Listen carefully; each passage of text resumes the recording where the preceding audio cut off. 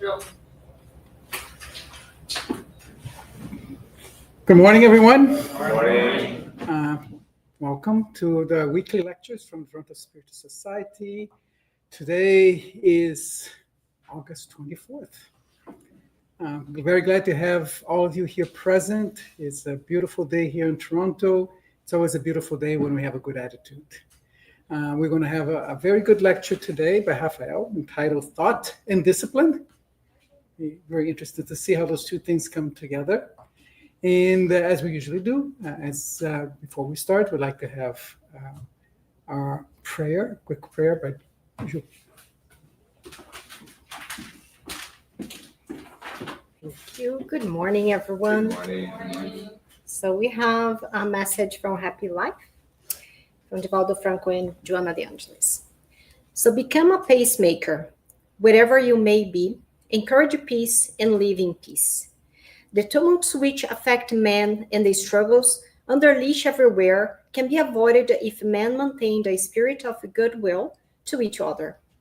An offense not spoken, an attack apologized for, a blow averted, avoid conflicts which may simmer into flames of hatred.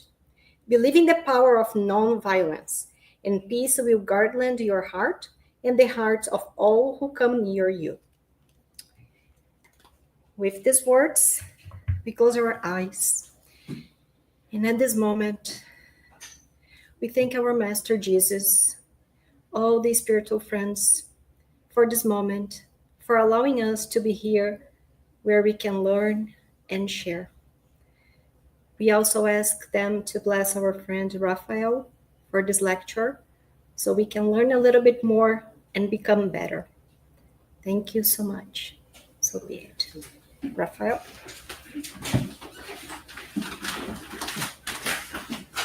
Thank you, Ju. Good morning, everybody. Good morning. So, as always, it's a pleasure to be here. And today, I would like to bring a topic that, of course, every topic that we discuss here is very important. But I want to do an exercise today and explain a few things that we normally talk about in Spiritism, but we don't know exactly where it comes from. So terminologies and make a few parallels to explain the importance of our thoughts and the importance as well of disciplining our thoughts. So, in speaking about that, the main source that I use is a spirit called André Luiz. And I would like to talk a little bit about this spirit because what it was brought to us from his books, psychographed by Chico Xavier, it's a tremendous treasure. It's the first time in human history that no longer, it is not just that we know that there's an afterlife, but we get to know the details of life on the other side. This spirit, through the sacrifice of Chico Xavier, why do I say sacrifice? Because he was a spirit that incarnated here, and he didn't do anything else with his life but to work to deliver this information, this group of books to us, so that we would have this knowledge that can change forever the way we see life. So it's we let me try to put my words in a better way. It's something so huge that we were gifted that is going to take a while for us to really understand the size of it. It's going to take a few generations for us to mature the amount of impact that this information brings to us. And this, through his books, André Luiz, he talks about science on the other side, transportation, professions, diet, diet of spirits, which we can talk a little bit, art, anatomy, evolution, and conflicts, showing that our humanity continues. We continue being ourselves. Life continues. So it's not just saying we are immortal spirits, but he gives us details. And today I picked a particular book called Liberation. This book, I cannot talk about everything that happened in the book, but I'm going to pick a few things.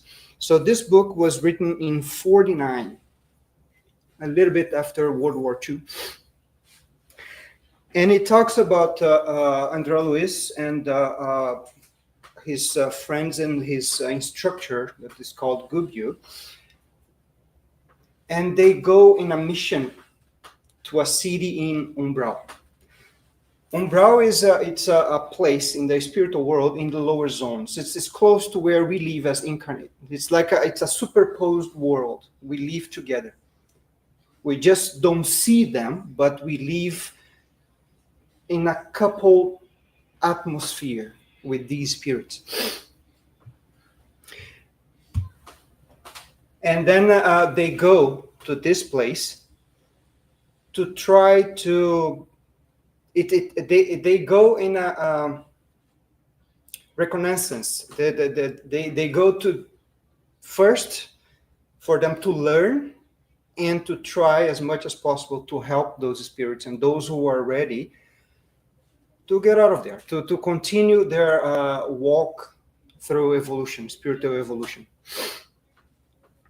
And the first thing that they describe is that, well, we always say that this place is very dark. Why is it that every time that we want to express something that is unpleasant or that this cities, we say that is a dark place? So we can do a parallel with us as incarnate spirits. So light is radiation, right? So we can see each other now because this room it's sunlight. We are receiving sunlight.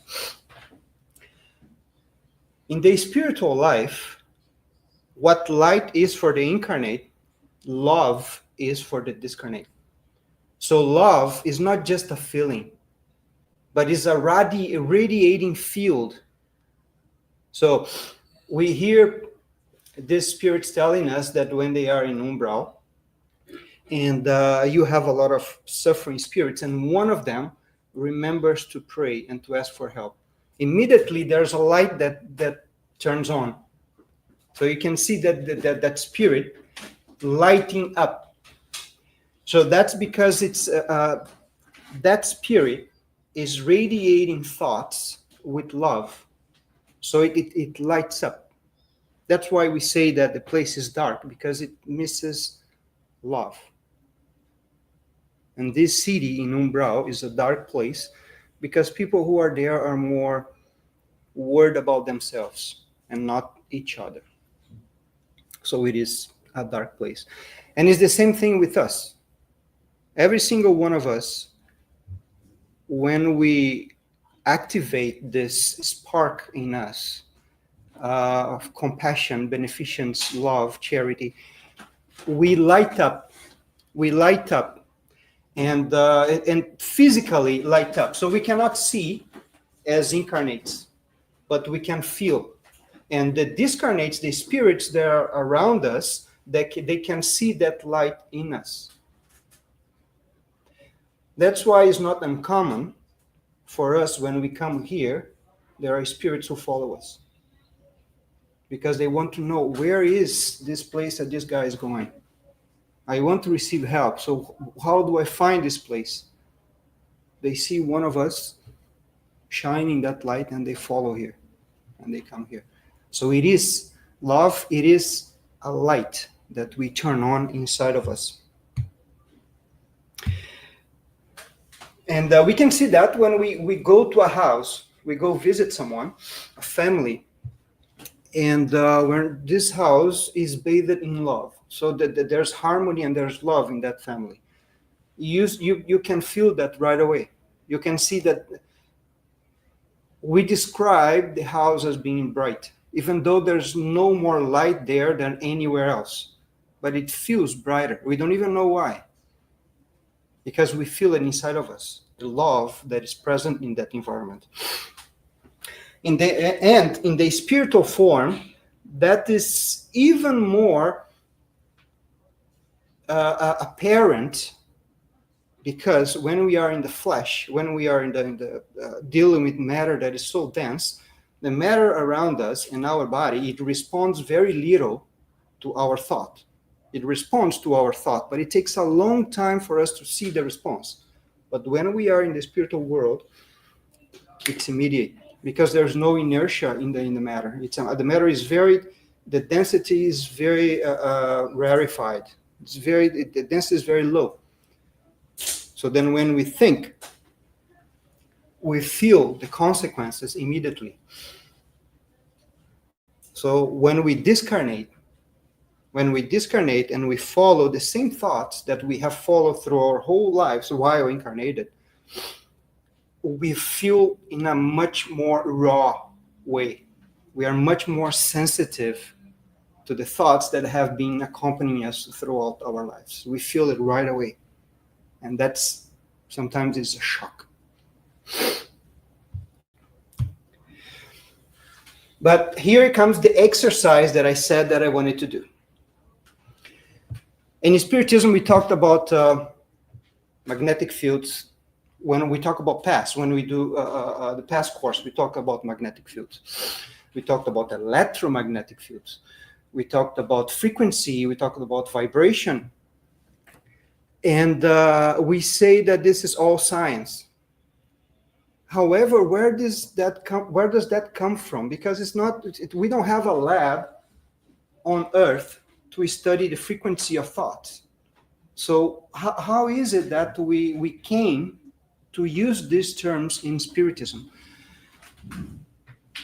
So it is important to understand where it comes from. And when you go back to basis and understand where it comes from, you actually understand more of the effects that we see in Spiritism and in our normal lives. So that's why today I want to ask you guys to be a little bit patient, and I'm going to try to explain this concept in a very basic way. And then we can do parallels, and you see that it makes total sense, but we need a spirit to make the parallel. Okay. So let's start with this. This is very simple, okay? These are two wires, just a wire, okay? If there is a current, an electric current, for example, this light here is on. So there's a wire connected to the outlet, and then there's an electric current circulating, right? So that's why it's on. When we put an electric current in a wire, something happens in the space around it. Something happens. We still don't know exactly what it is. We have different names, different ways of calculating, but something happened in the space. So there's a wire, an electric current going through it. Around the wire, in a circular pattern, something happens. And if you put another wire and right beside it, the two wires, they attract. There's a force between the two wires. If you flip the current, it repels. So how is it that one wire feels the presence of the other one? So we gave a name, field.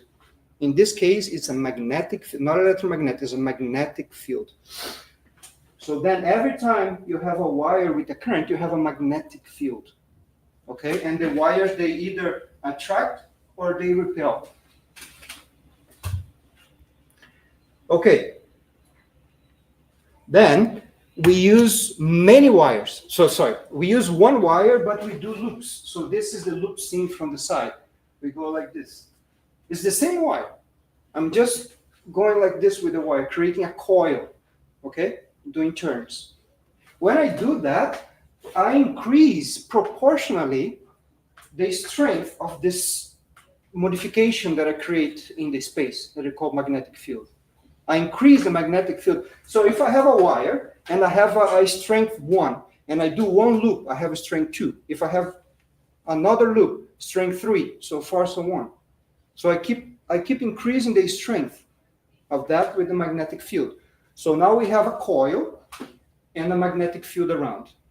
Okay, whatever it is, we can't see it, but we can feel it and we can measure it. And other coils feel it. Okay, so far? Just a wire with a coil. All right. All right. So now we're going to do something different. Something different. The current, so this is the same coil, okay? So this is the loops, creating the loops. And we have the current circulating through. But this time, the current is not fixed value. I'm going to take the current to a peak, then bring it down, up again, down again, following this pattern, okay? So then we have a distance between this point and this point that we call wavelength. And that is it's inversely proportional to the frequency. So let's say we have a certain frequency. Okay, it's how many times I reach the peak every second. So then something interesting happens. When I do have a frequency, I form the magnetic field, but if I have another coil completely disconnected, this other coil will feel the presence of the first one. I need to have a frequency for that. Okay, if it's just fixed, they feel forces, but they don't feel the information that is on the other coil. So if I have a frequency, then this coil here will feel the presence of this first coil, and all the information that is here, it's passed here. So then we have this coil here. Oh, camera. So I have this coil here. It's only feeling the presence of this coil. And I can measure with a measuring device. But these two wires, so this coil is open circuit, okay? The wires here are not touching. We just have a measuring device.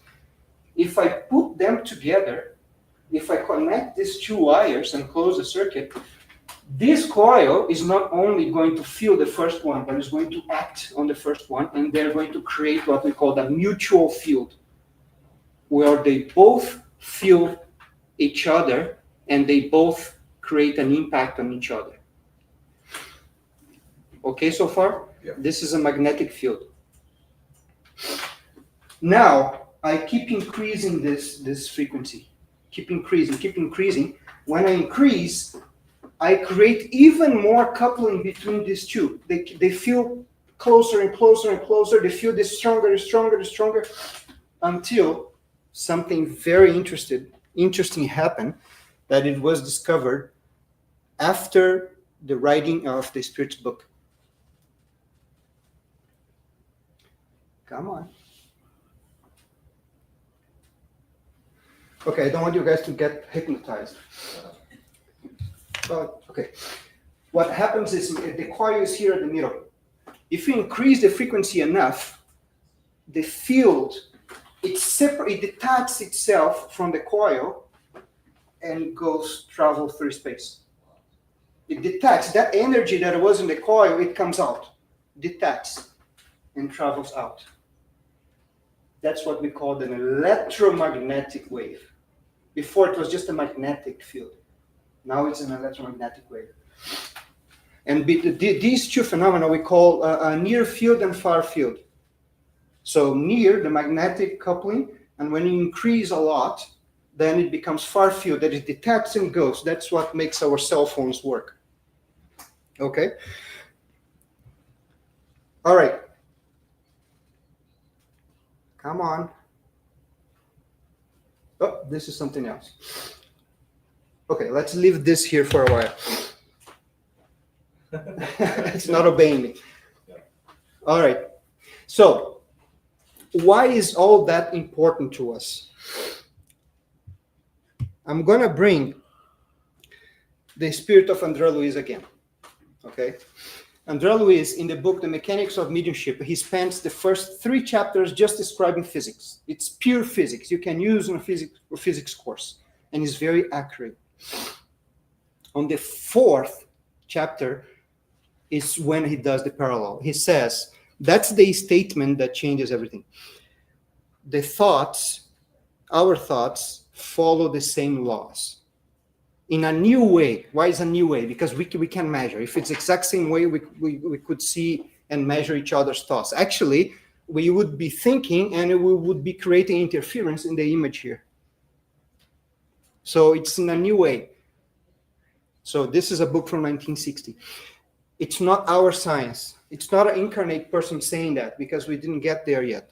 It's a spirit. André Luiz, it tells us that the laws of our thoughts follow the same laws of physics, the physics that we know, in a new way, maybe in different frequencies.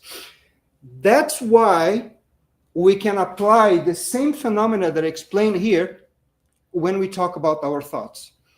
If it weren't for André Luiz to make this parallel, we couldn't. We couldn't, because of how would we know? And the thing is, André Luiz is a spirit that we trust. So there's a reason on why we trust. I'm not going to discuss here. A few lectures ago, we had a lecture on why we trust and the philosophy of truth. But let's just establish that we trust. So André Luiz is telling us that that's how it works. So then we can go to the book Liberation, okay, with this knowledge. Now we know why is it that in Spiritism we use the same terminology that was there. So in the book Liberation, it starts with a lecture from a minister called Floucus. And André Luiz and Gubbio and his colleagues, they were all there watching this instructor in this lecture about thoughts and the interference of thoughts in matter.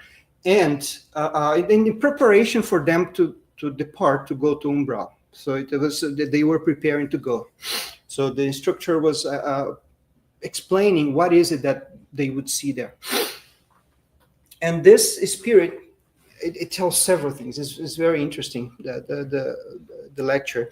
But one of the things that he says is that when we are incarnated, we are in control of trillions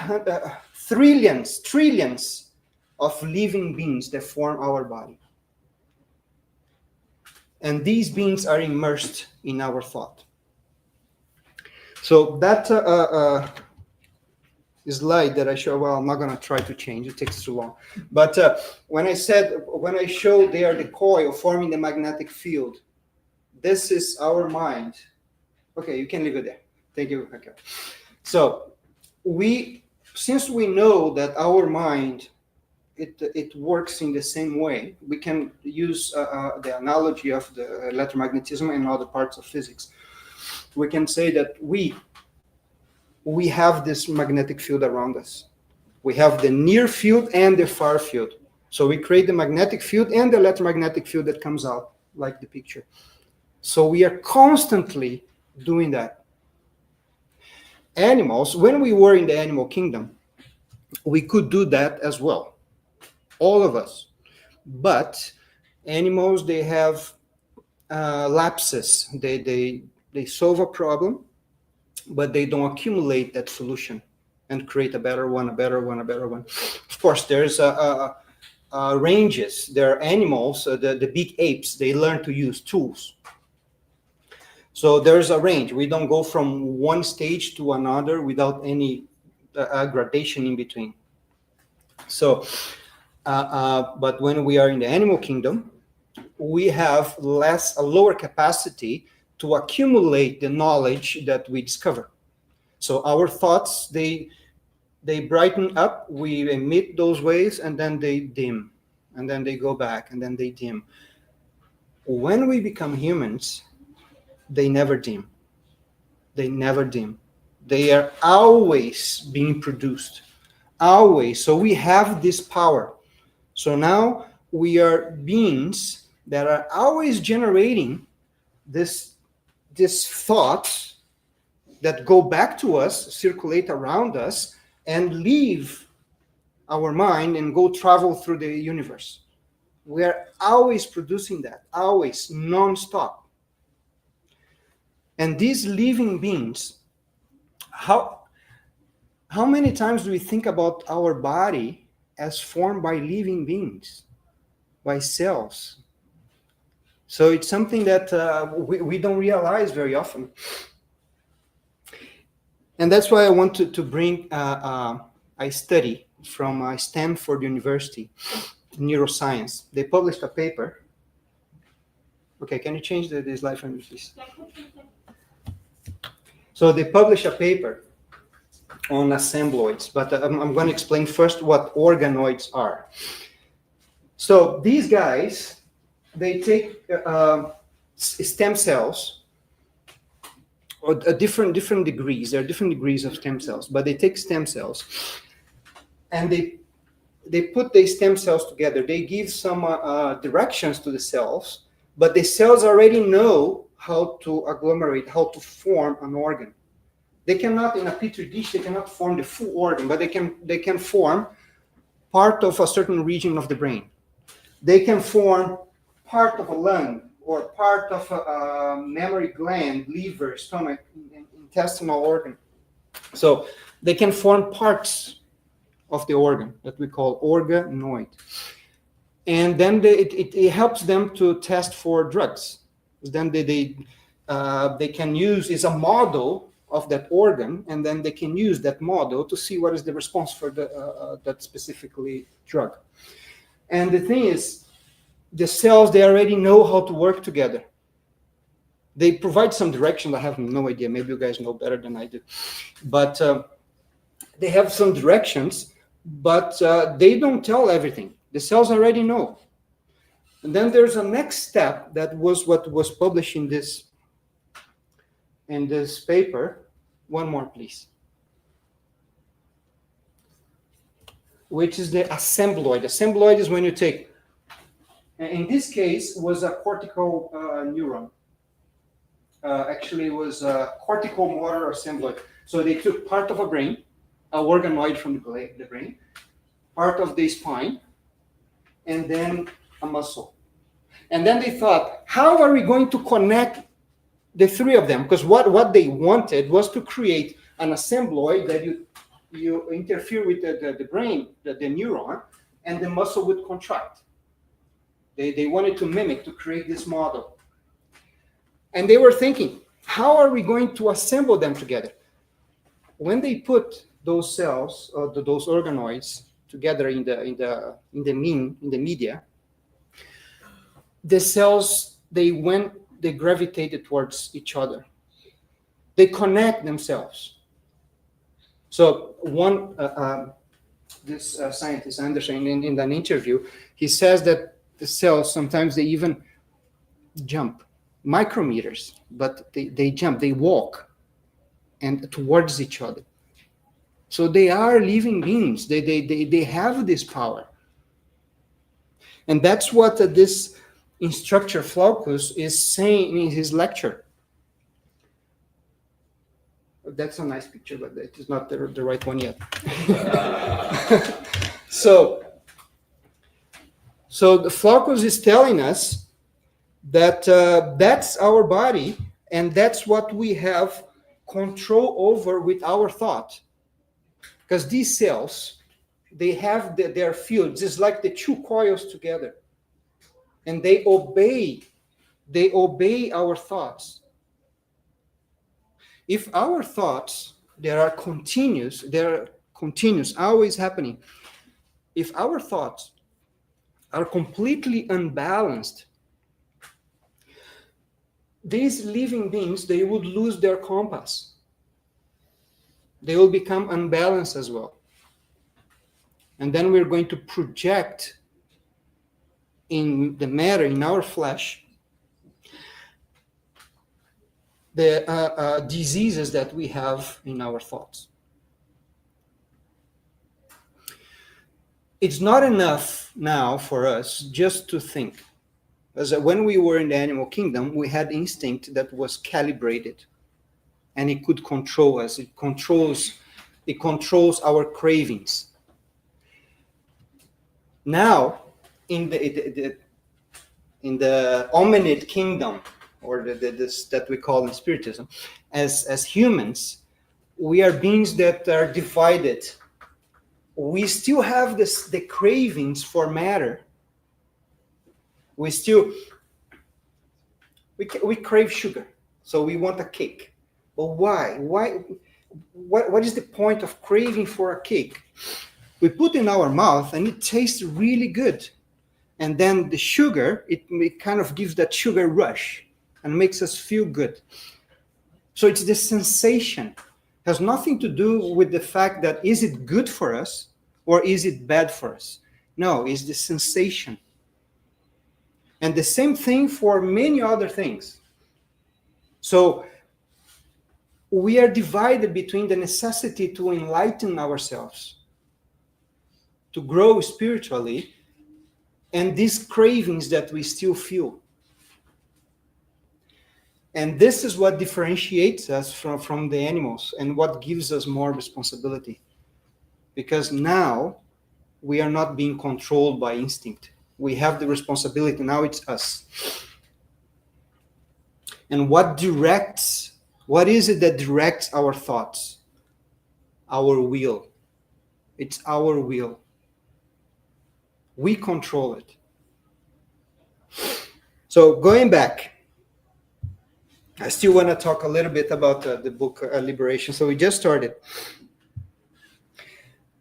So after the lecture, by the way, another thing that the instructor tells us is that we developed reason 40,000 years ago. So that's what the instructor tells us, that human beings have developed this level of reason only 40,000 years ago. He puts a threshold in the level of reason that accumulates culture. So he is saying that in the hominids phase, we had reason, but it was not so crisp as it is today. And if you think about it, 40,000 years comparing to the evolution or the time it took. So André Luiz, in another book, he tells us that it took 2.5 billion years for us to become spirits. So then 40,000 over 2.5 billion is nothing. So the age of reason in our evolutionary path is very new. It's very new. And that's why something that sometimes we forget about, and we just let our body go with the cravings that we feel, and we lose control about it. So after all this lecture, this group, they went to Umbral. And when they got there, of course, first impression is everything is dark. We already talked about that. And they see all sorts of spirits. Spirits that are animal-like. They go through a process that is called zoanthropy. They change. So, as I said before, our thoughts, they act on matter. They act on our cells. If we are discarnated, they act even more. It's much more powerful. The coupling between the coils that I showed, coupling between the coils is even more powerful. And if you live like an animal, when you discarnate, you can take the physical form of an animal. Not all the way, it depends. There's several levels. But you can show yourself as more grotesque. It's not pleasant seeing. And it's not uncommon for these spirits to actually come to TSS during our mediumship meetings. So when they get there, they see this type of spirits. They see something even more radical, which is a spirit that is so fixed in one single thought that spirit loses the conscience of his or her own body. They forget that they have arms. They forget that they have legs. It doesn't matter. The only thing that matters is that thought, revenge or self-pity. So the only thing that they think about is that fixed thought. And then they kind of morph, they shrink, and they become like egg-shaped, what they call ovoids. That is such a radical process that André Luiz calls second death. It's like you lost even your pure spiritual body. You lost a second body, so it's like a second death. And of course, this is all reversible, but they need help. They need help to reform, to reshape their own identity. It's kind of when people go into deep depression and they don't want to eat anymore, they don't sleep, they forget their own individuality. They become a completely different person that doesn't want to, it's completely inert in society. They don't want to do anything. And that continues through the spiritual world. But as I said, in the spiritual world, our bodies, they respond much faster. Interesting enough, there are intelligent principles that in the last stages of being animals, and they are still living there, since those spirits are in such a low level, that they are living among intelligent principles that are in the last phase of being animals, and they are in transition to become human beings. So they're all living together because they're so close. They say that the instructors say that among us incarnated in this world, there are spirits that they're barely out of their animal phase, and they're living among us, because this is a world of expiation. So it's where they will learn to become human beings, or to be more appropriate, to behave better as human beings. And of course, they also see suffering spirits in pain. But these spirits, they are comfortable in that suffering. It makes no sense for us to say, but for them, they don't even realize that they are suffering, that they are in pain. I don't know if you guys ever did therapy, but you have something that is wrong with you, you don't know what it is, and then you go to therapy, and that person makes questions and talks to you and says, there, so you see? And then you realize that was hurting, and you didn't even know that was hurting. And then you can change your life and you feel free. It's the same thing with these spirits. And since they are so close to matter and living together with us, in those regions they eat, they have sex, they drink, they use drugs. How would they do that? So we have that lecture last week about sexual instinct. How is it that these spirits will experience all that? You remember the coils? Guys, we are coils. So if that's what I'm thinking, if that's the action that I'm doing, if I'm feeding that and I'm propagating that, these spirits, they can couple with me. So remember that you have a coil, another coil, and then when I close the circuit, they become one big field. If I have a spirit that comes, and then I feel that spirit, that spirit feels me, and I close the circuit, what is closing the circuit? I pay attention. I pay attention to the thought, and I contribute to that thought with my actions. I want to drink, let's say, okay? Nothing against people who drink, but just an example. I go to a bar where everybody has the same craving, and then I drink alcohol. But I don't drink only one. I drink several. Why? Because the alcohol is toxic for the body, and it makes, at least in the beginning, there are a few hours there when you drink that alcohol, that is going to make you feel your perispirit a little loose. So it makes you feel better. So it gives you an artificial happiness that is chemically induced. It's chemically induced in your body. Since your spirit is connected to your body, information goes both ways. So then your spirit feels that intoxication that gives you that illusion of happiness. But then you are in that process of intoxicating yourself to try to feel good. And then a spirit that wants to experience that exact same thing approaches you. You feel that spirit even without seeing it. Oh, have another drink, another one, and another one. Or if you don't want to have a drink and that spirit wants it, it keeps putting the thought in your mind, go to a bar, go to a bar. So you imagine in your mind the table, you imagine the bench, you imagine the person that serves you, and everything becomes comfortable. And then you go there, and then you close the circuit, and you become a mutual field. That's when these spirits, they drink.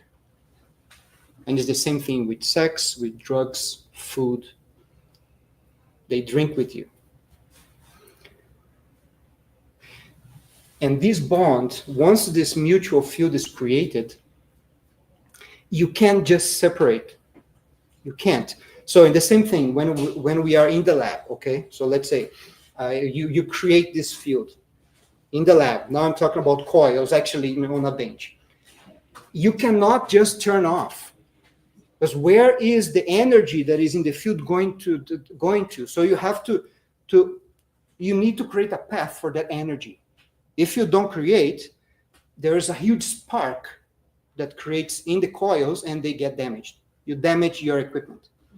So you can't turn off. You create plasma, and the plasma is very hot, so you can make your coil disappear, kind of evaporate. So since we know that the same laws apply for the thought, you can't just separate.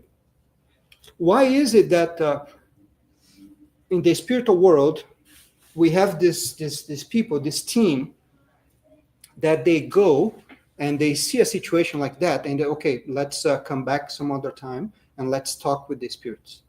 Let's talk. So then they kind of materialize themselves because they are so light that and the other spirits, since they are sharing a material thought, they are so dense that they don't see each other. This is a completely different plane. So it's the discarnate spirit connected to that person. It's more incarnated than the other spirits. They just don't have a body, but they are living in the same incarnate world. So they materialize themselves and they talk. They try to talk with the spirit. Because you cannot just disconnect. You cannot just break that mutual field that is powered by the will of both spirits. They want to keep connected. They want to maintain that. And that's when it comes discipline. Discipline is for us, it's like we have this reason that is in our brain or in our minds, and it's seeing all the thoughts that come through our mind. So we are one of those coils, and every time if someone goes close to us, we feel that magnetic field. Okay, so we have a person sits beside us, and we feel, whoa, this person is in a bad mood. You don't need to close the circuit. You don't need to create a mutual field, but you will feel the field of the other person. You can't prevent that. You can't prevent feeling what it's around us, but you can prevent closing the circuit. If that person that is in a bad mood looks at you and you also become in a bad mood, then you close the circuit and you guys create a mutual field, and then you can fight and can do whatever you want. But, or you can just don't pay attention and you move away. So that's not closing the circuit. So we are here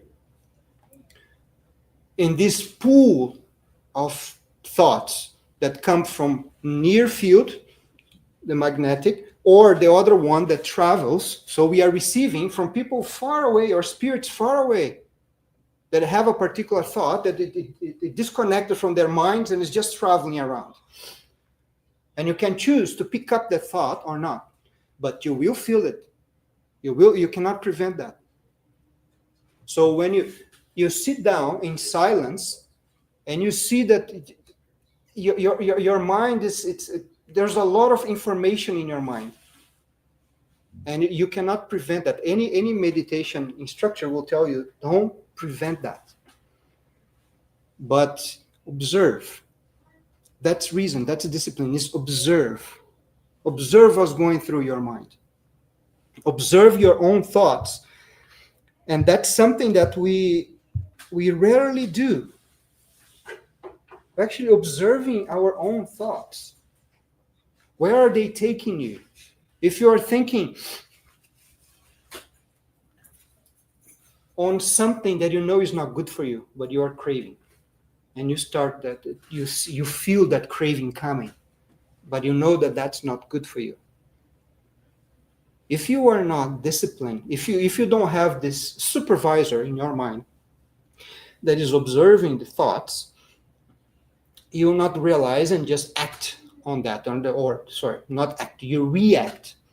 You just react. You obey your body. Your cells are going to take you somewhere, but you're not in control. If you have discipline, you'll see, I see this trigger. I see where this thought can take me. So you do something to distract you from that thought. And guys, this is more important now in the situation where we live than ever before. Why?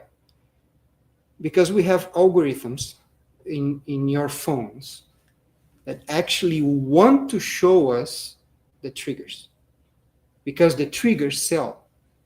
If you are going, I don't know, the Reels, you guys know what the Reels are, right? And you go there, and something that attracts you, it's one of your weaknesses, and you spend a few more seconds, that's going to keep coming. It's going to keep coming because it's filtered. And the algorithm will understand that that's what you like. And if you don't have this reason, this supervision, you're going to keep looking at that. Example, violent videos, people fighting. That, that's okay, I want to see this fight. And then it keeps coming. What's going to happen when you take your car and drive in the highway? What's your mood? What is it that you're going to create with your thoughts? It's pretty clear. Now, if you identify that that's your weakness, you'll see, I should not be looking at this. I should not be looking at this. That is the discipline that we need to train ourselves, because all our weaknesses are just a movement of a hand away. It's all there. It's all there. And by the way, when I talk about the far field, the electromagnetic field, distance doesn't matter. It travels. And remember, it detaches and it travels through space. So I can connect with the people who did that video. I can connect in whatever thought I want to have. And believe me when I say those thoughts will be available. Those spirits, they will be available for you. And you're going to connect with them right away. So this is very important, even more important to the young generation that are born with this technology. Whatever contact we have as parents or as instructors or bosses or whatever, it's incredibly important for us to actually, how is it that we change the world? How do we change? Can we change? Yes, we can, but how? By being the change that we want to see. Isn't that so? Isn't that what we are taught? Our example, in the minimum details. What is our example? Do we exteriorize an example of someone that is disciplined or someone that is careless? One day, I don't think that this is our last incarnation in this world. I don't think it's mine. I'll come. I'm coming back. I need to come back. So what is the world that I want to come back to?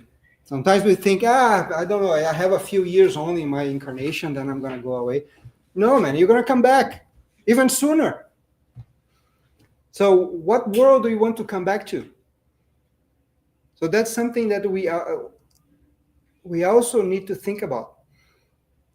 Because we have a generation that is being born under this incredible amount of information that it could be good or it could be bad. What decides is discipline. I can also pick up my phone and learn about science, or I can watch a video on I don't know, psychology or Divaldo Franco, or I can learn. I can use that. I can use that time. I can learn from the information that is in my phone. It's not, the problem is not the phone. The problem is not the social media. The problem is discipline. It's where you focus. If everybody would focus only on that is useful for society, the rest will just die away. The problem is that what is happening is the opposite.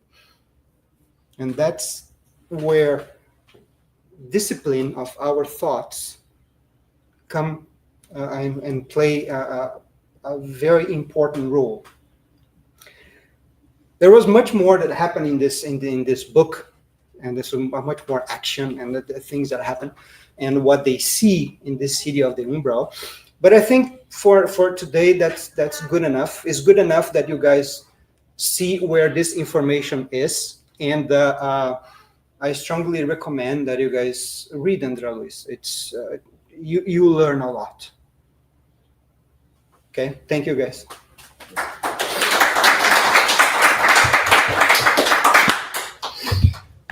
All right. Oh yeah. Okay. So this is to bring good thoughts, and I always think that it's very important for us how we treat our brothers and sisters in the animal kingdom, so how we treat them, and so I thought that this would, I don't know, I look at that and it makes me happy. So I wanted to bring this. So any question from online? No? And yeah. So first, it's really nice to see, obviously, you're an expert on the physics side of it, and how you brought it together. It's actually really cool. The electromagnetic fields, and kind of helps it relate to thoughts, which is really visually nice to see that. The other thing I want to say is that I'm just trying to go back to the book, because I love that book. It's one of my favorites. Mm-hmm. When his mother comes to Gregor at the end, right? Yeah. Is it? Now I'm thinking about, like, based on explanations, like, can that super powerful coil, right, from her, kind of reset the coil of Gregor? In other words, like, because you see her coming to him, it was the only type of energy that was able to overcome his resistance, right, to everyone else. It's almost like, it's almost like you see in the book also the other side of it. It's like when you see, that really powerful, electromagnetic field, there's like a really powerful positive thought would be able to wipe out, right, that resistance from Gregor, which has been on that resistance for so many years. Yeah. So the analogy that I would think to explain that is that, so we have the same thing with the two coils. When another coil comes, we feel the presence of that coil. So it's the same thing. When his mom comes, first he doesn't believe that is his mom. So it's kind of, he feels that. But in order for that energy to kind of wipe out, the old energy, he has to close the circuit. It's like the same thing when we close the circuit and attune to an obsessor, or when we pray and we tune to a light spirit, a spirit of light. It's the same thing. So he didn't want to close the circuit because he knew I will not be able to go back. So then he said, no, you're not my mom, you're not my mom. And then when he looks, and it is my mom, then he closes the circuit, and then that love, it finally, it washes him down, and it breaks all the shields that he raised out of pride. And then because he knew he was doing something wrong, because we are all children of God, and we know our conscience is always there.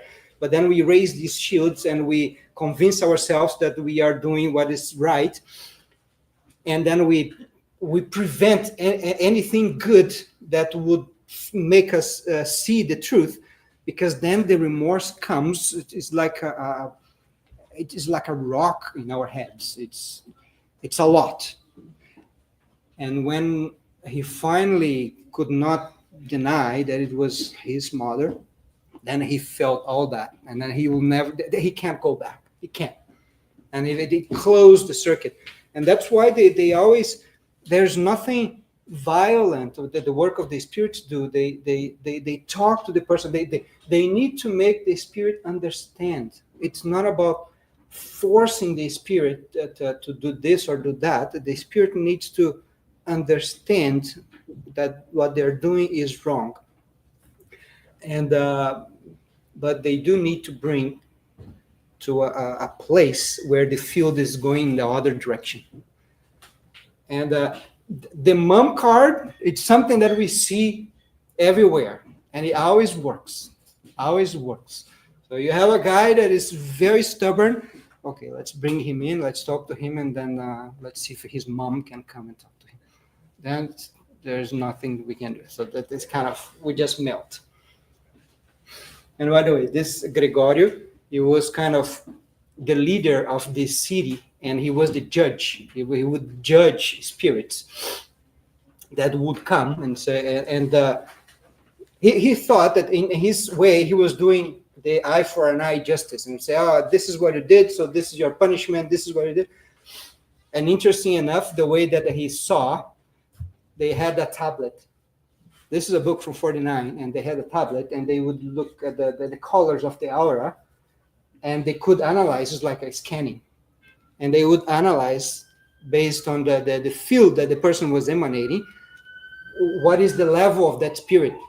But interesting enough, when they used that on the André Luiz and the other spirits, they couldn't read anything because it's out of range, because it was not low level. So they would say, oh, these are neutral spirits, because it was out of range, that they couldn't see an aura of higher frequencies. So it's incredibly interesting. That's why André Luiz is so interesting, because it goes into details and it shows us the science of the other side and how close it is to the science of this side. It is just on another level. Anything else, guys? In the case you explained that in certain cases you can't just disconnect or you get all that destroyed. In this case, for example, when you mentioned the guys who drink or they put in negative thoughts or things, how will do that disconnection without avoiding that? You have to treat both sides. So you have to talk to the person, or to provide the person with so let's say people who work with addiction, they know that if you say stop using heroin, it's not going to work. You have to learn to do it. Sometimes they make that person addicted on something else, like cigarettes. Okay, I'm going to distract you with cigarettes. It's never something that is rupture in the moment. It has to be. It's a process. You go to rehab. You learn mechanisms to distract yourself from that thought. It has to be a gradual process. It can never be ruptured.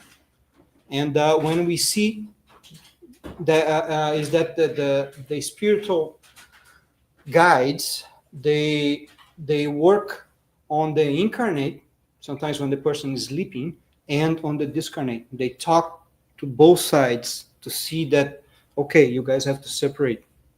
You have to change your thoughts to another direction.